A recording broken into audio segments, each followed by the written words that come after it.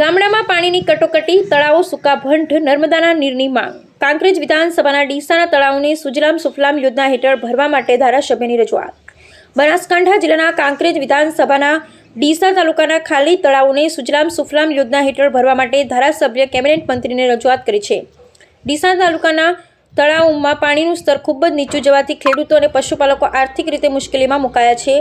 સુજલામ સુફલામ યોજના હેઠળ તળાવો ભરવાથી ખેડૂતો અને પશુપાલકોને મોટો ફાયદો થશે.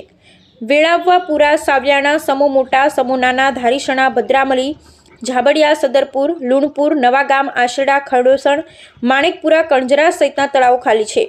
ઉનાળાની શરૂઆત થતાં જ પાણીની સમસ્યા વકરી રહી છે. ગામડામાં પાણીની માંગ વધી રહી છે. આ ગામડાઓનું ગ્રામજનો તેમના તળાવો નર્મદાના નીરથી ભરવા માંગી રહ્યા છે. ગ્રામજનોને આગામી સમયમાં પાણીની વધુ તંગીનો ડર છે. સરકારને તળાવો ભરવા માટે તાત્કાલિક પગલાં લેવા વિનંતી કરવામાં આવી રહી છે.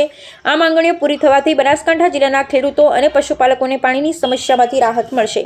આ તળાવો પૈકીના કેટલાક તળાવોમાં પાણીની પાઇપલાઇન નાખવામાં આવી છે, તો બાકીના તળાવો બાકી છે. જે તળાવમાં પાણીની પાઇપલાઇન છે તે તળાવમાં પણ પાણી આપવામાં આવ્યું નથી. પાણીની અછતને કારણે ગ્રામજનોને ખેતી અને પશુપાલન પણ મુશ્કેલીનો સામનો કરવો પડી રહ્યો છે. પાણીની તંગીને કારણે ગામડામાં લોકોના આરોગ્ય પર પણ અસર પડી રહી છે. ગ્રામજનોએ પાણીની સમસ્યાના નિરાકરણ માટે સરકારે તાત્કાલિક પગલાં લેવા વિનંતી કરી છે. બ્યુરો રિપોર્ટ, ચેતન શ્રીમાળી.